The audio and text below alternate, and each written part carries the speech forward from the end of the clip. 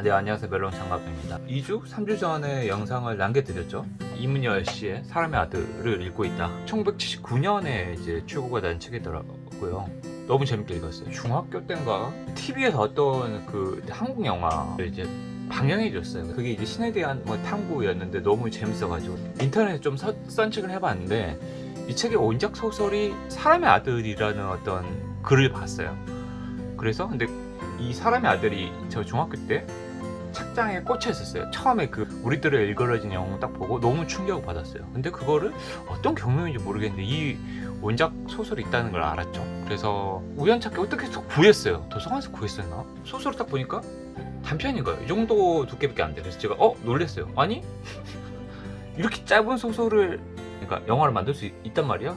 일단 그래서 너무 일단 첫 번째로 깜짝 놀랐고, 이문열이라는 소설가에 대해서 이 사람 되게 재밌는 이야기를 쓰는 사람이다 라고 알고 있었는데, 그리고 이문열의 사람의 아들이니까 눈에 계속 갔었죠. 근데 하드커버의 그 무게감, 소설 그 당시 읽지도 않았는데 굳이 찾아서 읽고 싶지 않았는데, 아까도 말씀드렸지만 또 TV에서 영화를 딱 보고 원작 소설이 또 이문열이야? 그리고 사람의 아들이라는 얘기를 아까 봤다고 그랬잖아요. 그래서 책꽂이에 꽂혀있던, 그렇게 오랫동안 꽂혀있던 그 하드커버 책을 딱 꺼내서 읽었는데 전혀 내용이 다른 거예요. 그래서 뭐야 하다가 이제 덮었거든요. 그리고 나서 10년이 훌쩍 저는 이제 영원히 이제 사람의 아들하고 헤어졌는데, 영원히 헤어지라는 또 법이 없는 게, 이걸 제가 샀잖아요.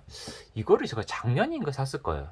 왜 샀지? 갑자기 왜 샀을까요? 맞아요. 그때 제가 김혜란 작가나 이런 한국 작가들한테 좀 많이 꽂혀 있었어요. 그를 이제 김혜란 작가를 책을 처음 읽고 너무나 놀랐어요. 야, 이렇게 표현을, 충격적이었죠. 이런 고전, 세계 고전 번역되어 있는 고전에서 느낄 수 없는 어떤, 와, 우리말의 향기? 그래서 우리말을 정말 잘 쓰는 작가들은 누구일까 했어요. 근데 이제 당연히 김은 작가들은 그 전부터 읽었지만, 김은 작가는 또 너무 그 간결체, 그래서 뭔가 좀 드라이하다라는 느낌이 많이 들었고, 그럼 조금 더 풍성하게 글을 쓰는 사람 누구일까라고 해서 생각을 했던 게 그냥 임문열 작가가 떠올랐어요. 이 책을 과감하게 샀죠. 그리고 또 잘 사놓고 또 그 처음에는 재밌었는데 앞부분 또 이제 읽으니까 재미가 없는 거야. 앞부분 이야기 어떻게 민요섭이라는 어떤 신학대학을 나온 종교인이 되고자 하는 민요섭이라는 사람의 주검이 발견이 되면서 사건이 시작돼요. 그래서 남경사라는 이제 형사가 민요섭이라는 그 종교인 되고자 했던 그 젊은 친구의 뒷자취를 추적을 하면서 이야기가 전개되기 시작해요. 그래서 그런 게 너무 약간 식상해. 그런 게 좀 약간 식상하다는 느낌이 들었는데, 이렇게 글자가 좀 작고 이런 차로 나온 게 그 지금 현재 시점이고, 민요섭의 뒤를 쫓아보니까 여기서 갑자기 글자가 두꺼워지잖아요. 민요섭의 뒤를 쫓아보니까 민요섭의 일기장을 하숙집에서 발견해요. 그래서 가져오면서 여기서 이제 예수가 태어났던 그 시절로 돌아가요. 그래서 아하스페러츠라는 예수의 비견될 만한 어떤 악의 존재, 아이가 동시대에 태어났다라는 걸로 시작해서 거의 대다수가 아하스페르츠 얘기예요. 그러니까 민요섭의 일기에 써있는 아하스페르츠 얘기가 거의 이 정도, 진짜 거짓말 하고. 그래서 민요섭은 사건 해결이 되긴 되는 거야? 라고 할 정도로. 근데 이런 소설들을 우리가 이제 중고등학교 때 배웠던 것처럼 액자 소설이라고 그러죠. 현대와 과거가 얽혀 있죠. 그러니까 그 예수 시대를 풀어내야지 민요섭의 죽음을 밝혀낼 수가 있는 거죠. 그러니까 민요섭이 왜 죽었을까? 민요섭이 열광했고 탐구했던 어떤 아스페르츠라는 인물이 어떻게 민요섭한테 영향을 줬을까? 라는 이런 걸 탐구하는 과정 자체가 되게 재밌었고, 특히 이제 아스페르츠는 애초에 이제 이문열 씨가 어떻게 성장하냐면, 예수의 적수가 선이고 의인이라 그러면은 아스페르츠는 악인으로 정의를 내려요. 그래서 근데 계속 거의 이 정도 읽을 때까지 아스페르츠는 나쁜 사람이 아니야. 아스페르츠는 랍비가 될 사람이었고 엄청 똑똑했어요. 근데 이제 너무 똑똑하다 보니까 신의 존재에 대해서 의심을 하죠. 우리가 모시고 있는 야훼라는 유일신이 정말 존재하는 것인가? 만약 진정 야훼라는 신이 존재한다고 그러면 이렇게 지상 세계에 굶주림이 많고 폭정이 일어나도 그냥 내버려 둘 것인가? 신들은 인간에게 자유의지를 줬다. 자유의지를 줬다롱 하지만 너무 언제까지나 메시아를 기다리면서, 구원을 기다리면서 다 희망 고문 아니니? 여느 어떤 이론 사상에서 많이 들어봤던 담론일 수 있어요. 근데 이제 저는 이제 이런 책들 소설을 읽으면서 좋았던 게, 제가 어제 그 올더스 헉슬리의 멋진 신세계 리뷰를 이제 AI 음성을 통해서 좀 남겨드렸는데, 그거를 보면서도 참 좋았던 게, 뻔하게 미래 사회나 디스토피아나 유토피아를 그렸던 이제 미래 사회에 대한 담론들은 되게 많았어요. 영화로도 많이 있고. 근데 우리가 이제 그거를 한 줄로 딱 요약을 논술 주제문처럼, 제시어처럼 한 몇 줄로, 한 3줄 정도로 담론을 요약해 가지고 이거에 대해서 토론해 보세요 라고 하면은, 신은 인간에게 자유의지를 주었다에 대해서 어떻게 생각하세요 라고 하면은, 여기 자유의지라는 단어에 우리가 생각이 배어있지 못해요. 무슨 얘기냐, 저는 이 한 권을 읽으면서 계속해서 그 자유의지에 대해서 아스페르츠라는 인물, 민요섭이라는 인물이 대해서 저를 투영하는 하면서, 이 책을 제가 얼마나 읽었었겠어요? 이 책을 한 3주 정도 들고 다녔어요. 그래서 3주 동안 제가 이제 민요섭이 되고 제가 아스페르츠가 된 거예요. 그래서 어떤 질문을 하게 되면 민요섭을 따라서, 아스페르츠를 따라서 예수한테 따지는 거예요. 하나님한테, 야훼한테 따지는 거죠. 왜 인간에게 자유의지를 줍니까? 그 주인공이 고민하는 거 똑같이. 그 다음에 책을 좀 덮어.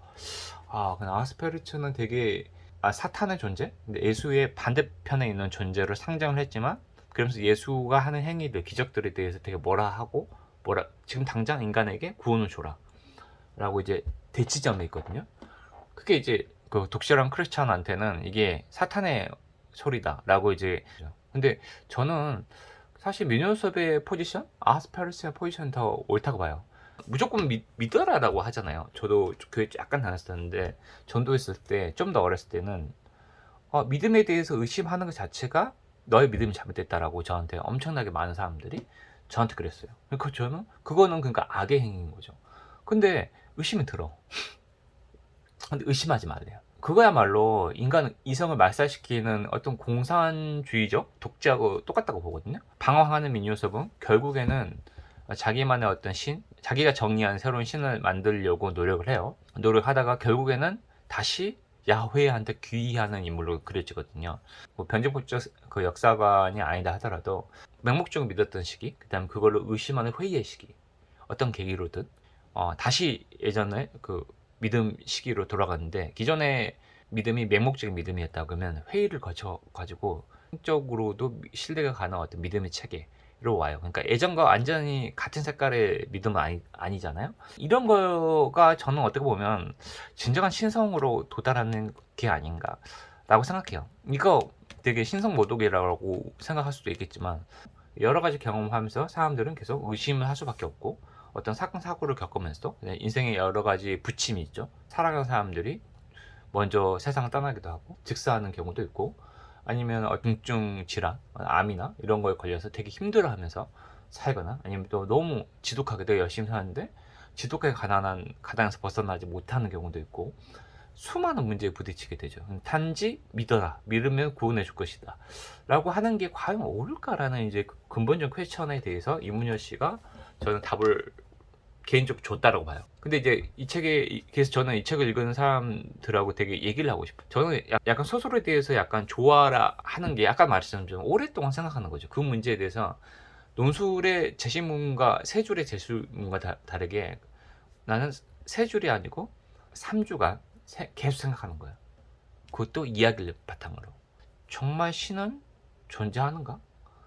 신이 존재한다면 정의로운 신이란 무엇인가? 라는 거에 대해 질문을 하는 거죠. 이문열 씨와 함께. 오늘의 결론은 사실 되게 좋은 책이고 강력하게 추천드리고, 안 읽어보셨던 분들은 다 읽어봤으면 좋겠다라는 생각이 들고, 저는 그 생각이에요. 철학의 탐구에 있어서는 문학이 철학의 탐구에 있어서 아주 적절한 도구이지 않을까라는 생각을 해요. 오랫동안 더 심사숙고할 수 있게 만들 이야기를 통해서 하는 장치를 제공해 주는 게 문학이 아닐까라는 생각을 요새 되게 많이 하거든요. 오늘은 도서관에서 제가 그걸 빌려왔습니다. 조지 오웰의 너무나 유명한 책인데 1984.